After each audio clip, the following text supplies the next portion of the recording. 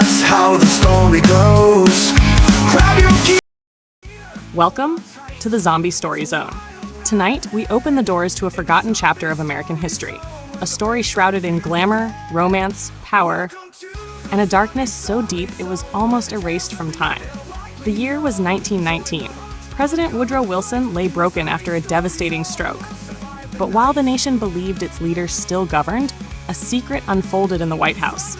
Behind velvet curtains and glittering chandeliers, Edith Wilson, his elegant, determined wife, began pulling the strings. To the world, she was a devoted first lady. In truth, she became something far greater and far more dangerous. Parties filled the halls. Powerful men and beautiful women clinked glasses, whispered promises, and played games of love and betrayal. In those gilded nights, romance sparkled, but so did the shadows. Because within those shadows, something unholy stirred. A hunger, a secret infection that spread quietly through desire, through touch, through the very veins of the nation's leaders. You will meet Evelyn, the bold widow whose beauty masked a curse. Beatrice and Marian, whose jealous rivalries turned deadly. And the president's most trusted advisor, who began to suspect the truth too late. Love will ignite, betrayal will fester, and horror, slow, seductive, unstoppable, will consume them all. What happens when glamour becomes a mask for decay? When romance becomes the very weapon of infection? And when the woman secretly running America discovers she hungers for more than just power? Stay with us as we unravel this tale of hidden history and Gothic horror, where every glittering smile hides teeth, and every touch may be the last. This is not just politics. This is not just love. This is the secret first female president who ran America from the shadows. Grin and laughter, it's a crazy mix. With every twist and turn, we'll learn new tricks. Grab your friends, let's dive right in the zombie story. Chapter 1, The Stroke of Night, Washington, 1919. The White House glowed like a palace of marble and gold under the gas lamps, a beacon of elegance in a country just emerging from war. In the East Room, music drifted from a grand piano, mingling with the laughter of senators' wives and the clinking of champagne glasses. Guests whispered about the First Lady, Edith Wilson, radiant in a gown of black silk and pearls, her raven hair swept high like a crown. She was no longer merely the president's wife. She was the empress of the evening. Among the glittering crowd were women of power and beauty. Clara Whitmore, a senator's young wife, bold in emerald satin, brushing her hand against the arm of every man she spoke with. Her laughter lingered like perfume. Marian Ashcroft, a widowed socialite in velvet and diamonds, who drew men in with her languid stares and sly half-smiles. Evelyn Pierce, the president's secretary, intelligent, sharp-tongued, and often caught exchanging flirtatious glances with officers in uniform. They circled Edith like jeweled satellites, teasing and flirting, their conversations half in politics and half in promises unspoken. Captain James Harrow, the war hero now assigned as Edith's personal guard, stood near the columns, his broad shoulders drawing the attention of more than one woman. Clara giggled as she brushed by him, whispering, "A soldier deserves a softer battlefield than this, don't you think?" Harrow smiled but said nothing, though Edith's eyes caught the exchange with quiet intensity. The party was dazzling. Crystal chandeliers blazing, jazz melodies curling through the air, women fanning themselves as senators grew red with whiskey. To the public, all was joy and recovery. America had won the war, and the president was steering the nation into peace. But behind Edith's painted smile, there lingered a shadow. For upstairs, behind heavy velvet curtains, President Woodrow Wilson lay still upon his bed. His breathing was shallow, his skin pale, his lips murmuring fragments of words that made no sense. Only Edith and the doctors knew the truth. The president had suffered a catastrophic stroke. Yet Edith did not allow the illusion of power to falter. She laughed with guests, teased generals, and kept her admirers, both men and women, close at hand. When Marian leaned in with a sly whisper, "If your husband cannot lead, perhaps America has found a new commander already," Edith only smiled, her pearls catching the candlelight.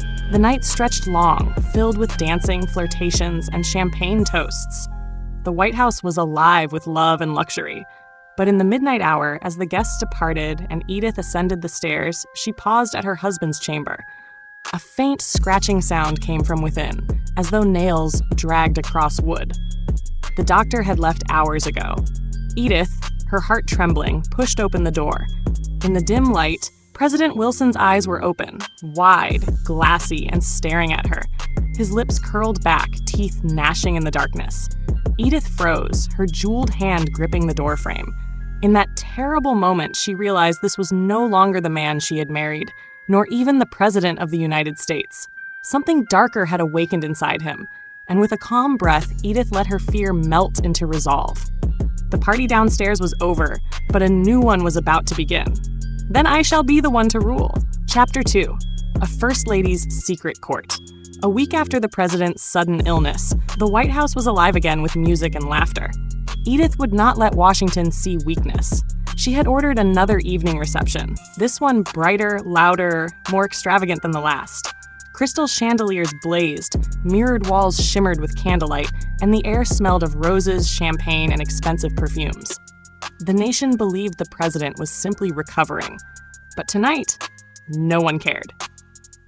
They only cared about the dazzling First Lady in ivory silk, pearls draped along her bare shoulders. Edith moved through the crowd like a queen without a crown, her voice soft yet commanding, her every gesture calculated. By her side fluttered the women who lent the night its fire. Clara Whitmore, draped in emerald again, laughing too loudly at every joke, her hand lingering too long on Captain Harrow's arm. Marian Ashcroft, velvet and diamonds once more, her words honeyed as she teased a senator's son about scandal. Evelyn Pierce, sharp in crimson, whispering rumors of Paris nights into the ear of a blushing officer. And a new arrival, Beatrice Langley, the British ambassador's daughter, a tall, golden-haired beauty who seemed to delight in outshining every woman in the room. Her laughter was daring, her eyes locked often on Edith, as though challenging her dominance. The men drank, the women flirted, and Edith smiled with the patience of a goddess. Her eyes, however, drifted often toward the staircase leading to the East Wing, to the locked chamber where Wilson lay. No one must know. Not tonight. Captain Harrow caught her gaze once. He was dressed in his uniform, broad and gleaming, yet his eyes betrayed unease. When Beatrice leaned into him, brushing her lips near his ear, Edith's jaw tightened. Not from jealousy, but from the sudden reminder that desire had power, and power could be dangerous. Marian, sipping her champagne, touched Edith's hand lightly. "My dear," she purred, "you shine more brightly each day your husband stays in recovery. Some might even say the country prefers your rule." Edith's smile never faltered. "Careful, Marian," she whispered. "In Washington, words can be as sharp as knives." The orchestra swelled. Dancers spun across the marble floor. The evening glittered like a dream. Yet in the shadows, beneath the joy and seduction, an unease clung to the air. Later, when the guests had thinned, Edith slipped away from the laughter, climbing the stairs with her gown, brushing the steps like flowing shadows. From her husband's chamber came a sound, not the weak breaths of an invalid, but a low, wet growl. She froze outside the door, hand pressed to the wood. Inside, something shuffled, something heavy. The music below masked it, but Edith heard it clearly. Nails dragging, flesh shifting, a faint, hungry moan. Her jeweled fingers tightened against the doorframe. She closed her eyes, composed herself, and whispered, barely audible, "They will never see him this way. They will see only me." She turned back toward the staircase, her gown gleaming like moonlight, her smile ready once more for the world. The party was not yet over, and Edith Wilson would keep her court alive, even if her king had already fallen. Chapter 3, The Cabinet of Doubt. The next evening, the White House shimmered again with light and sound. Edith Wilson had declared it essential for the nation's morale. If the president cannot join society, then society will join the president in spirit. Crystal chandeliers dripped with gold light, violins swelled in the East Room, and the marble floor was alive with laughter, champagne bubbles, and silken gowns. Edith ruled the night from her seat near the grand fireplace, dressed in midnight blue velvet with diamonds glimmering at her throat. She looked every inch the monarch, and the men around her bowed with respect and desire. The women, however, gave the night its true fire. Clara Whitmore leaned close to Captain Harrow again, her emerald satin brushing his uniform as she murmured, "Do you stand guard over the First Lady? Or are you waiting for another to claim? Her words lingered like perfume. Beatrice Langley had taken to dancing boldly with senators, her golden hair tumbling as she twirled, laughing loud enough to turn every head. She made no secret of her playful rivalry with Edith, her glances sharp and challenging. Marian Ashcroft perched at the piano, trailing her fingers across the keys as she sang a low, husky tune that drew every man to her side. Her eyes followed Edith as though measuring her strength. Evelyn Pierce, efficient even in pleasure, drifted among the officers, her wit sharp as a blade. To one she teased, "A soldier's honor is only as true as the lips that test it." The room was alive with flirtation, laughter, and intrigue. But not everyone was charmed. Vice President Thomas Marshall stood stiffly in the corner, whispering to Secretary of State Robert Lansing. Their eyes kept straying toward the empty space beside Edith's chair. The absence of the president was beginning to gnaw at them. "It has been weeks, Robert," Marshall muttered. "Not once have we seen him." Lansing nodded grimly. "The people believe, because she makes them believe. But I swear, last night, I saw a figure moving in the corridor. A man, pale as a corpse, staggering." Marshall's jaw tightened. "You think it was him?" Lansing's gaze flicked toward Edith. She was laughing now, her jeweled fingers brushing Harrow's sleeve as she leaned close to whisper something in his ear. The soldier's face flushed, though his eyes quickly darted away, uneasy. Edith's control was absolute, her beauty disarming, her presence unshakable. And yet Lansing swore the shadows themselves bent toward her as if keeping her secrets. The orchestra struck up a waltz. Couples glided across the marble floor. Edith, radiant, took Captain Harrow's hand and swept onto the floor herself, her gown flowing like midnight silk. The room held its breath as the First Lady danced, graceful, magnetic, every eye locked upon her. But even as the music rose, the Vice President whispered sharply, "If she controls him, then she controls the nation." Later that night, when the guests were gone and the laughter silenced, Lansing walked alone past the East Wing. The corridor was dark, the gas lamps flickering. He swore he heard shuffling, slow and dragging, from behind the president's locked door. He stepped closer, his hand lifted toward the knob. Then, a low, guttural growl shuddered from within, followed by the thud of something heavy striking the door. Lansing stumbled back, his heart hammering. At that very moment, the lock turned from the inside. The door cracked open just an inch. Through the narrow slit, he saw an eye staring back at him, glassy, gray, and utterly devoid of life. Lansing's breath froze. He staggered away as the door clicked shut again. Down the hall, Edith's silhouette appeared, her gown whispering against the floor. She said nothing, only looked at him with a serene, unreadable smile. Then she closed the distance, her hand brushing his arm with soft familiarity. "The president is recovering," she whispered, her perfume sweet, her voice velvet. "And you will remember that." Her eyes gleamed in the dim light, steady and unblinking. Lansing swallowed his words, but inside him the doubt grew like a shadow he could no longer escape.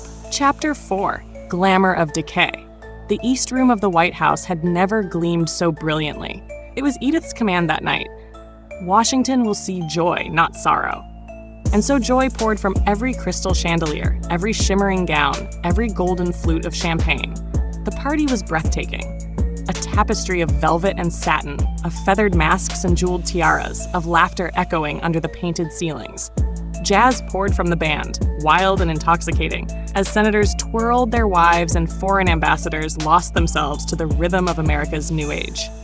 At the center of it all stood Edith Wilson, draped in ivory silk embroidered with silver threads, her neckline daring, diamonds glittering like frost on snow. She was a vision.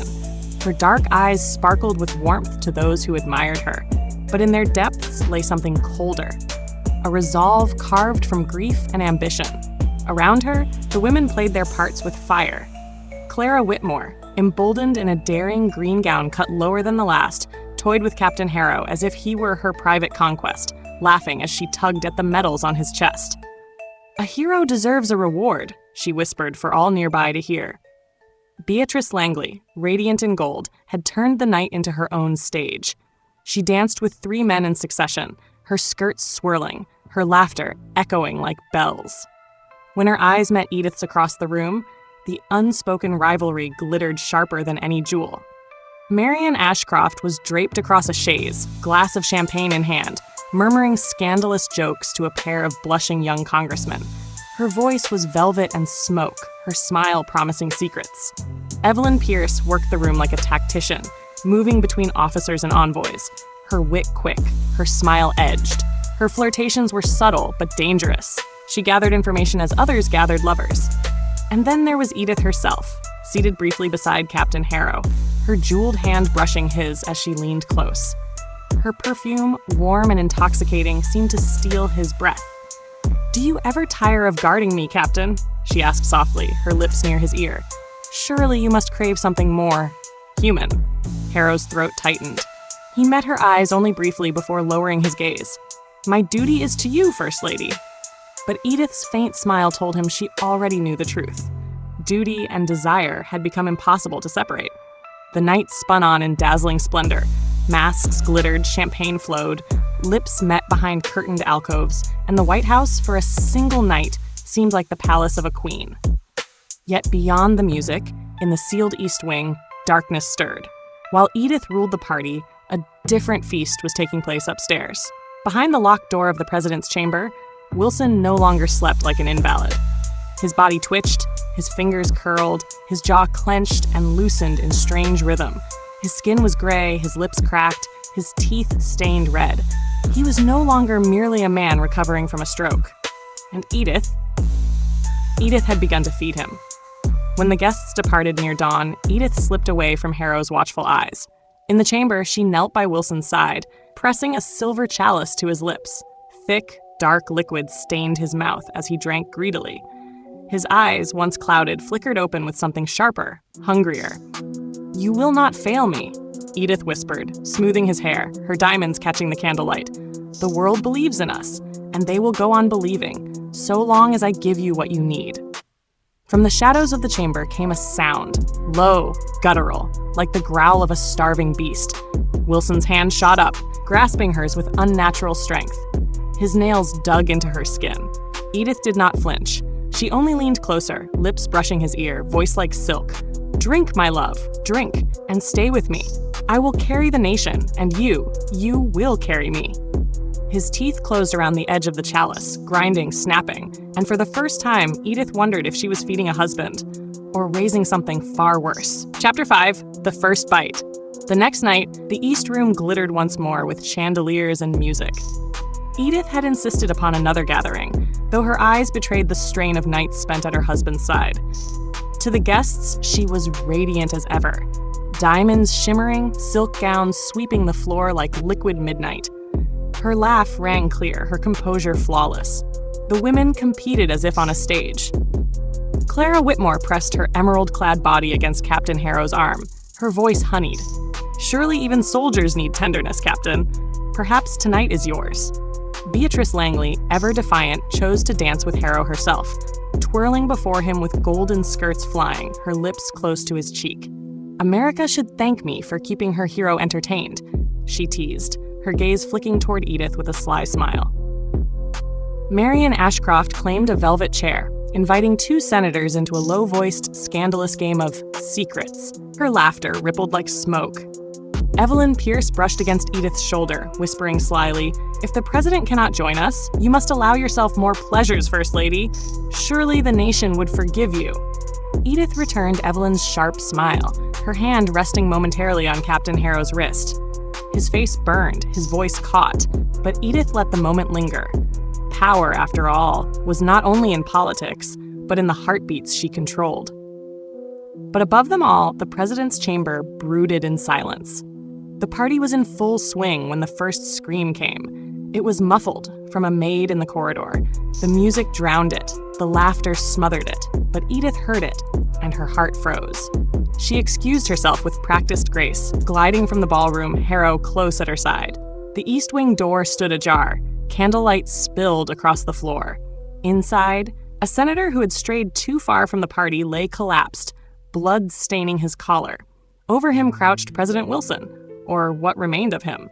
His tuxedo hung in tatters, his skin gray and stretched, his jaw working hungrily as he tore into the man's throat. His eyes were wild, glassy, devoid of reason. Blood streaked his lips as he raised his head, snarling. Edith's breath caught. For a heartbeat, the illusion shattered. She saw not her husband, not the president, but a beast born of rot and hunger. The senator's lifeless body slumped to the floor.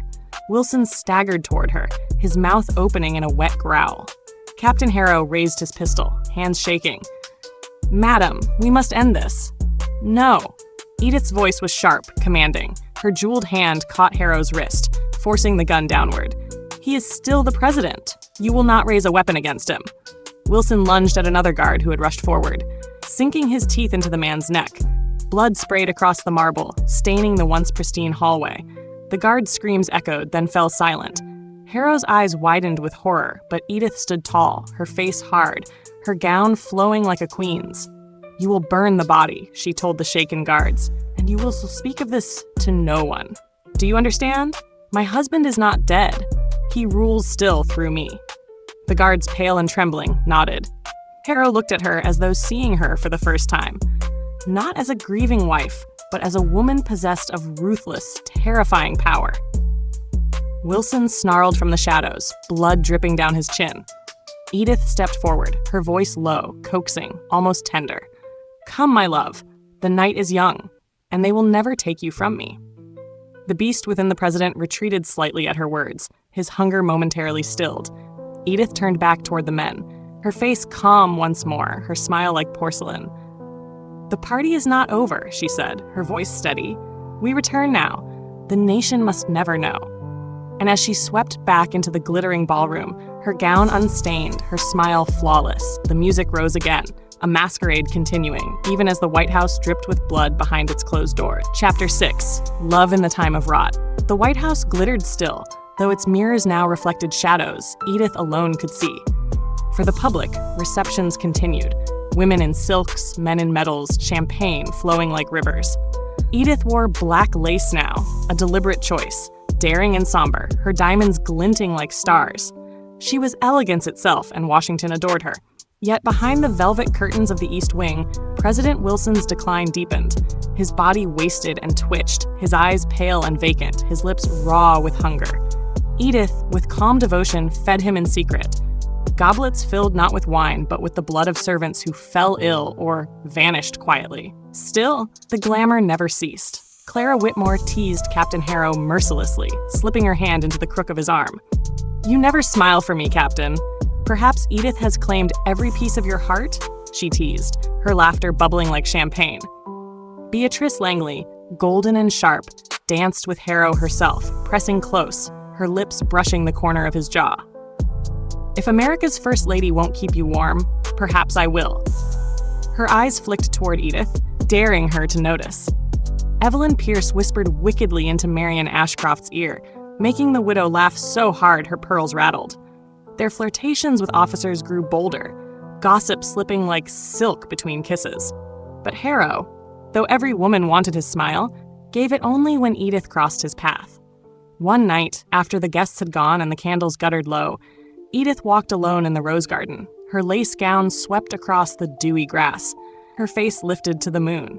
Harrow followed silently, his boots crunching on the gravel path. "You shouldn't be out here alone, madam," he said softly. She turned, her eyes shining in the silver light. "And yet I am never alone, Captain. You are always near." For a moment, the mask slipped. Edith's voice trembled, her hand brushed his chest, not in command, but in longing. Harrow froze, torn between duty and desire. "If anyone saw, let them see," she whispered. "The world already belongs to me. Why should my heart not as well?" Their lips nearly met when the sound came, a low, inhuman growl from the East Wing. Edith's head snapped toward the White House windows. The silhouette of Wilson moved behind the curtain, his shadow jerking, unnatural. The spell broke. Harrow stepped back, shaken. Edith closed her eyes, drawing her composure like a veil. "Go inside, Captain," she said at last, her voice cold again. "I will tend to my husband." Harrow hesitated, then bowed. But as she glided away, her perfume lingering in the night air, his heart beat faster than it ever had on the battlefield. Inside, in the candlelit chamber, Edith lifted a chalice to Wilson's lips. His hands clawed at her wrists, his mouth red and greedy. For a heartbeat, fear flickered in her eyes, but then she leaned closer, pressing her forehead to his. "Drink, my love," she whispered. "So long as I feed you, I will never be truly alone." But as his teeth snapped and tore at the rim, Edith wondered, was it devotion that bound her? Or the terrible, growing need to be loved by something, even in decay? And in the garden beyond the window, Captain Harrow stared up at the glowing chamber, torn between his loyalty and the forbidden love that was consuming him.